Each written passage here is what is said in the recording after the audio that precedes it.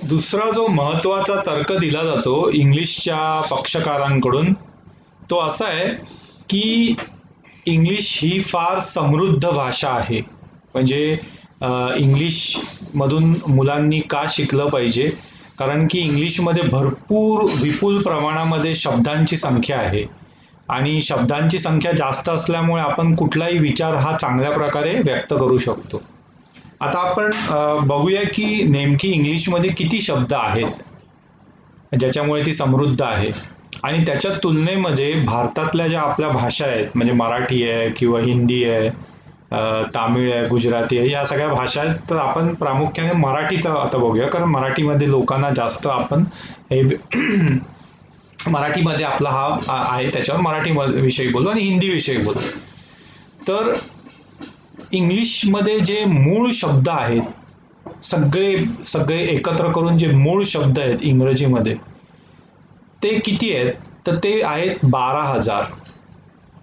आणि आज जे इंग्लिशचे जे पक्षकार आहेत भारतामध्ये जे म्हणतात इंग्लिश फार समृद्ध भाषा आहे, तर ते जे सांगतात की इंग्लिशमध्ये एकूण शब्द आहेत ते सगळे शब्द जे एकत्र केले तर होतात जवळपास 45,000 शब्द होतात, जे बाहेरून दुसऱ्या भाषांमधून एकत्र काढून चोरून बिरून जसे मनात तसे एकत्र केलेले. आता जर आपण याची सूची बनवायला गेलो तर कित्येक शब्द जे आपल्याला आज इंग्लिश वाटतात ते मूळचे फ्रेंच भाषेमधून इंग्लिशने घेतलेले आहेत. म्हणजे ते शब्द काढून टाकले तर इंग्लिश भाषेला स्वतःचं अस्तित्व पण राहणार नाही. उदाहरण घ्यायचं झालं तर आज आपण मिलिटरी बोलतो, मिलिटरी इंग्लिशमध्ये, परंतु हा मूळचा शब्द फ्रेंच भाषेतून इंग्लिशमध्ये लपवून घेतलेला आहे. त्याच्यानंतर पॉलिटिक्स, इकॉनॉमिक्स हे शब्द सुद्धा फ्रेंच मधून आलेत. लॉ, डिप्लोमॅसी, आर्ट्स हे फार सामान्यपणे सर्व भारतातल्या लोकांना माहिती असलेले शब्द आहेत, परंतु लोक त्याला आज इंग्लिश शब्द जरी भारतातले समजत असले तरी मूळचे हे शब्द फ्रेंच भाषेतून इंग्लिशमध्ये तेव्हा आले जेव्हा इंग्रज हे फ्रेंच लोकांचे गुलाम होते. त्याच्या व्यतिरिक्त आहे आर्किटेक्चर, क्युसिन म्हणजे जे जेवणाचे पदार्थ असतात त्याला क्युसिन म्हणतात. त्याच्यानंतर पर्यटनाला बऱ्याचशा ठिकाणी लोक समजतात टुरिझम, टुरिस्ट, हे सगळे इंग्लिशमधले शब्द वाटतात पण ते इंग्लिशमधले नाही आहेत, ते सगळे फ्रेंच मधून आलेले आहेत. त्याच्यानंतर तुमचा टेरेस, पॅव्हिलियन, त्याच्यानंतर अजून बाउटिक, हे सगळे फ्रेंच शब्द आहेत जे आज आपण लोक त्याला इंग्लिश समजतो. तर त्याच्यामुळे इंग्लिशचे स्वतःचे मूळ शब्द जे आहेत ते आहेत 12,000. आता आपण मराठीचा विचार करू तर मराठीमधले जे शब्द आहेत त्यांची जर संख्या केली मूळ शब्द मराठीतले, तर त्या मूळ मराठीतल्या शब्दांची संख्या आज जवळजवळ आजच्या घडीपर्यंत 42 ते 45,000च्या घरामध्ये आहे. आणि हिंदीचे जर आपण पाहिलं, कारण हिंदी ही भारतातली अशी भाषा आहे जी बहुसंख्य लोकांना येते, बऱ्यापैकी समजते खूप लोकांना.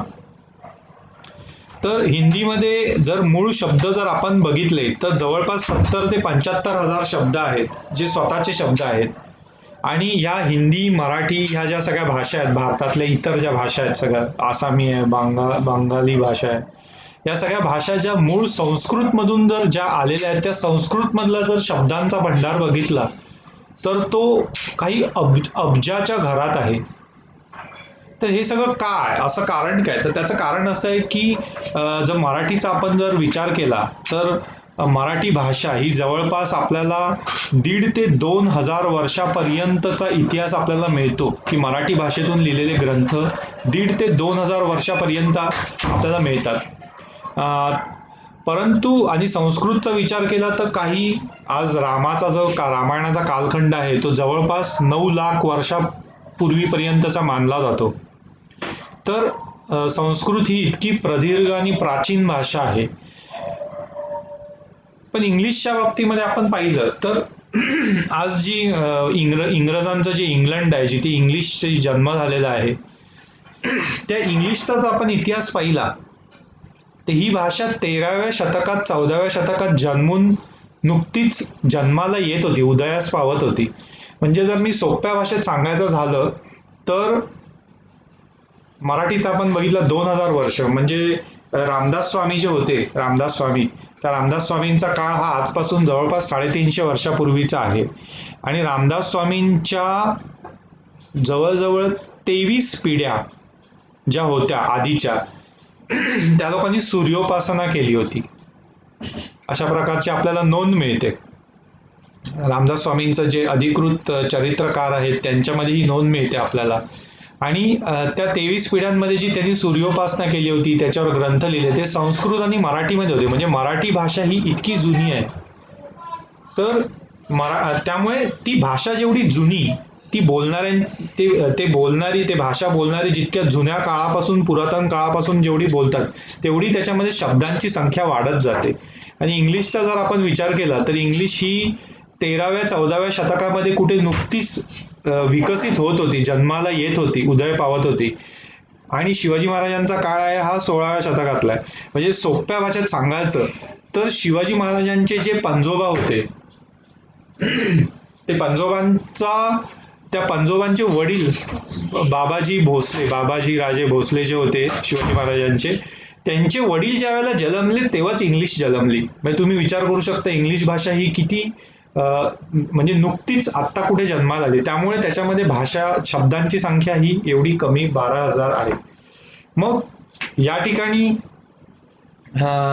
ठिकाणी जे लोक म्हणतात की ती भाषा समृद्ध आहे, तोही इथे त्यांचा तर्क खोटा सिद्ध होतो. आणि समृद्ध भाषेच्या विषयी अजून एक असा प्रचार केला जातो की इंग्लिशमध्ये समृद्ध का आहे भाषा, की त्याच्यामध्ये शब्दांची संख्या जास्त आहे असं मानलं जातं. तो तर्क तर स्पष्टपणे इथे धडधडीत खोटा सिद्ध होतो. मग त्याच्यावरती त्यांचं असं म्हणणं आहे की इंग्लिशमध्ये खूप मोठ्या प्रमाणामध्ये वेगवेगळ्या प्रकारचं साहित्य लिहिलेलं आहे. काही टेक्निकल जे तंत्र आणि अभियांत्रिकी, विज्ञान, ह्याच्यात खूप मोठं साहित्य लिहिलेलं आहे. तर आता आपण पाहूया की हे किती सत्य आहे, याच्यामध्ये किती तर्क आहे, याच्यामध्ये किती तथ्य आहे. तर आज सुद्धा आणि आजपासून 50 वर्षापूर्वी जर्मन भाषा ही युरोपमधली ज्ञानाची भाषा मानली जायची. कारण तेव्हा आणि आज सुद्धा सर्वात जास्त जी जर्मन भाषा आहे त्याच्यामध्ये त्यांनी विज्ञानामध्ये शोध केलेला होता. विज्ञानामधले जेवढे शोध केलेले, आज आपल्याकडे जेवढे आपण शास्त्रज्ञांची नावं जी शाळेत शिकवतात, आईन्स्टाईन आहे, रॉबर्ट ओपनहायमर आहे, त्याच्यानंतर अजून मेरी क्युरी आहे, हे लोक कोणी इंग्लिश नव्हते. आणि इंग्लिश कुठे येत होती भाषा. मला कधी कधी हसू येतं की शाळेमध्ये जो मनुष्य ज्या मुलाला अल्बर्ट आईन्स्टाईनची भूमिका करायला लावतात तो इंग्लिश बोलतो आणि शाळा मात्र मराठीमधली असते. म्हणजे किती हास्यास्पद आहे की भारतातल्या लोकांना असं वाटतं की सगळे जगातले वैज्ञानिक इंग्लिशमध्येच जन्माला आले आणि इंग्लिशमध्येच काम केलं. जे की अल्बर्ट आईन्स्टाईनचा जन्म हा ऑस्ट्रियामध्ये झाला, जो त्यावेळेला जर्मनीचा भाग होता. आणि त्याचं सगळं शिक्षण त्यांनी स्वतःच जे संशोधन केलं, जे शोध लावले, त्याची शोधपत्र लिहिली, ही सगळी जर्मन भाषेमध्ये लिहिली, इंग्लिशमध्ये नाही लिहिली. तर या सगळ्या ज्या गोष्टी आहेत ह्याच्यातून लक्षात येतं की भारतातल्या लोकांची जी विचारसरणी आहे ती किती मोठ्या प्रमाणात इंग्लिशच्या बाबतीत गुलाम मानसिकतेची आहे, की त्यांना असं वाटतं की सर्व जे काय उत्तम उत्कृष्ट आहे ते सगळं इंग्लिशमधूनच आलेलं आहे. तर त्यांनी मुळात सत्य परिस्थिती काय आहे, ज्याला फॅक्ट्स म्हणतो, ते आधी तपासून पाहिले पाहिजे आणि त्याच्यानंतर आपलं कुठलं तरी मत त्याच्या आधारावर त्यांनी माहितीच्या आधारावर मत बनवलं पाहिजे. तर जर्मन भाषा ही, हे सगळे वैज्ञानिकांनी जे शोधपत्र लिहिले त्यामुळे तेव्हा आणि आज सुद्धा युरोपमध्ये आणि त्यांचं जे जग आहे युरोप अमेरिकेचं, त्याच्यामध्ये एक ज्ञानाची भाषा मानली जायची. त्याच्यानंतर जर आपण पाहिलं तर भवन निर्माण आहे. भवन निर्माण म्हणजे आपले आर्किटेक्चर म्हणतात. आर्किटेक्चर हा शब्दच मुळात फ्रेंच शब्द आहे, जो इंग्लिशमध्ये त्या लोकांनी भाड्याने घेतलेला आहे किंवा चोरी करून घेतलाय, काही म्हणू शकता तुम्ही. तर आर्किटेक्चर किंवा जे भवन निर्माण आहे किंवा वेगवेगळ्या मूर्तिकला आहेत, मूर्त्या कशा बनवायच्या, किंवा वेगवेगळ्या प्रकारची चित्र आहे, चित्रकारिता आहे, किंवा तत्वज्ञान आहे, याविषयीची मोठीच्या मोठी पुस्तकांची, साहित्याची मालिका जी आहे ती फ्रेंच भाषेमध्ये आहे आणि फ्रेंच मधून ती इंग्लिशमध्ये पुढे भाषांतर केली इंग्रजांनी. त्याचप्रमाणे आपण तंत्रज्ञानाचा जर विचार केला, तंत्रज्ञान म्हणजे विज्ञान, म्हणजे सायन्स तंत्रज्ञानाला टेक्नॉलॉजी आपण म्हणू शकतो. तर तंत्रज्ञान म्हणजे जे विज्ञानाला व्यवहार्य रूपामध्ये आपल्या आवश्यकतेप्रमाणे आपण त्याचा एखादी मशीन बनवणं, हे झालं तंत्रज्ञान, टेक्नॉलॉजी. तर टेक्नॉलॉजीवरची सर्वात जास्त आणि सर्वात उत्तम प्रकारे संशोधन केलेले आहे तंत्रज्ञानामध्ये. ते जे त्याचा जर आज आपण विचार केला तर ते साहित्य रशियन भाषेमध्ये आहे. त्याच्यानंतर बोटीची बांधणी, बोटी बांधणे, त्याच्यानंतर वेगवेगळ्या प्रकारचे समुद्र सफरी ज्या पूर्वीच्या काळी केल्या जायचे त्याची प्रवास वर्णनं ही पोर्तुगीज आणि स्पॅनिश भाषेमध्ये आहेत, डच भाषेमध्ये आहेत. मग जर का आपण हा सर्व साहित्याचा विचार केला तर ह्याच्यामध्ये इंग्लिश ही खूपच मागे असलेली भाषा आहे युरोपच्या धर्तीवर विचार केला. आणि जर भारतामध्ये जर आपण विचार केला तर भारतातलं जे साहित्य होतं मराठीमधलं म्हणा किंवा हिंदीमधलं, हे प्रचंड प्रमाणात आहे. संस्कृतचा तर आपण इथे संस्कृतमध्ये जर्मनीमध्ये जे इंग्रजांच्या काळामध्ये भारतातून अनेक दस्तऐवज लुटून नेले, संस्कृतमधली जे ग्रंथ होते किंवा ज्ञान होतं ते लुटून नेलं. तर ते कॉलिंजन म्हणून एक जागा आहे जर्मनीला, जिकडे त्यांनी स्वतंत्र विद्यापीठ केलं आणि तिथे हे संस्कृतमधल्या ज्ञानावर ते लोक आज संशोधन करतायत.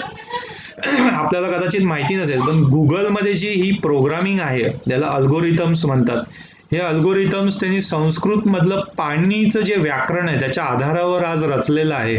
तर तुम्ही विचार करू शकता की ज्याला आज आपल्या इकडे जो एक चुकीचा समज आहे की इंग्लिश आली पाहिजे का तर मला संगणक शिकायचं आहे, पण तो संगणक चालतो ज्या अल्गोरिथम्सच्या आधारावर, तो इंग्लिश मधून आलेला अल्गोरिथम्स नाहीये, तर संस्कृतच्या आधारावर तो अल्गोरिथम्स चालतो. पाणिनीने जे व्याकरणाचे सिद्धांत मांडले त्या आधारावर चालतो. तुम्ही स्वतः हे तपासून पाहू शकता. तर याच्यातून लक्षात येतं की भाषेचा जर आपण आधार घेतला समृद्ध असण्यामध्ये, एखाद्या भाषेला समृद्ध असण्यामध्ये, की त्याच्यात अधिक शब्द असले पाहिजे, तिथेही इंग्रजीचा कुठेही म्हणजे उल्लेख नाही होत आहे. त्याच्या व्यतिरिक्त जर आपण साहित्याचा जर का आपण विचार केला की किती मोठ्या प्रमाणात साहित्य आहे, तर त्याच्यामध्ये सुद्धा हे सर्व साहित्य इतर ज्या सगळ्या भाषा आहेत त्याच्यातून घेतलेलं आहे. बरोबर.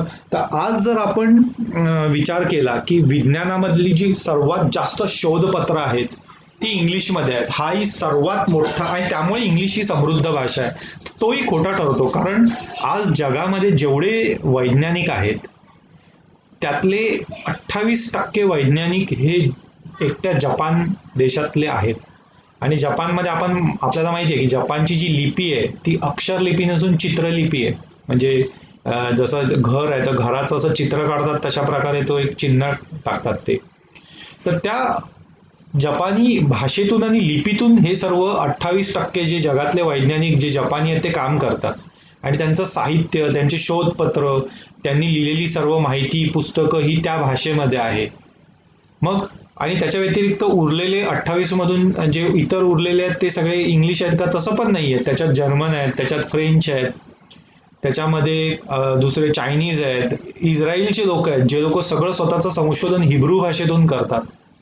तर या सगळ्याचा एकूण विचार केला तर कुठे दिसतं आपल्याला की इंग्लिश ही समृद्ध भाषा, जी आपल्या इकडे जे अंग्रेज प्रेमी जे लोक आहेत ते जे म्हणतात की इंग्लिश ही समृद्ध भाषा आहे, ती कुठल्या आधारावर समृद्ध आहे ह्याचा त्यांनी विचार करून याचं उत्तर लोकांना सांगावं, हे मला सांगायचं आहे.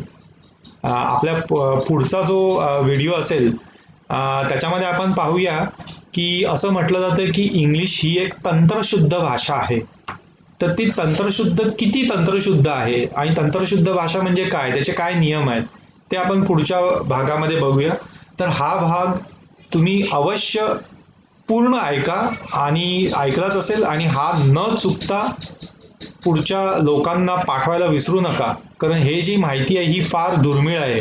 आज तुम्हाला मराठी भाषेचे प्रेमी खूप मिळतील, पण ते असे बेगडी प्रेमी आहेत जे सांगायला म्हणतात की मराठी भाषेतून मुलांनी शिकलं पाहिजे पण फक्त 10वी पर्यंत, पुढचं इंजिनिअरिंग अभियांत्रिकीचं शिक्षण इंग्लिशमध्येच झालं पाहिजे असं त्यांचं पण मत आहे. आणि दुसरी गोष्ट अशी की ते मुलांना हिंदीतून शिका, मराठीतून शिका असं का सांगतात, का तर हिंदी आणि मराठीमधून पहिलीपासून इंग्लिश आहे म्हणून शिका, तर तुमची भाषा समृद्ध आहे म्हणून नाही. तर या सगळ्या लोकांचे जे भ्रम आहेत ते काही वाईट त्यांचं मत नाहीये, पण त्यांना पहिल्यापासून अशा भ्रमात ठेवलं गेलं आणि अशा चक्रव्यूहमध्ये फसवलं गेलं की त्यांना स्वतःचं जे आहे ते सर्व आज वाईट वाटतंय आणि जे परदेशातून आलेलं, खास करून युरोप अमेरिकेतून आलेलं आहे, इंग्लंड अमेरिकेतून, ते श्रेष्ठ वाटतं. तर या भ्रमातून बाहेर आल्यानंतरच भारताचा आणि आपल्या सर्वांची उन्नती होऊ शकते आणि त्या भ्रमातून बाहेर काढण्याचाच हा एक छोटासा प्रयत्न आहे. मला आशा आहे की आपण सर्व लोक या प्रयत्नामध्ये मला थोडंसं सहकार्य कराल आणि जास्तीत जास्त लोकांपर्यंत हे विचार पोचवाल. एवढं सांगून मला आपला विषय संपवायचा आहे. धन्यवाद. पुढचा व्हिडिओ अवश्य ऐका.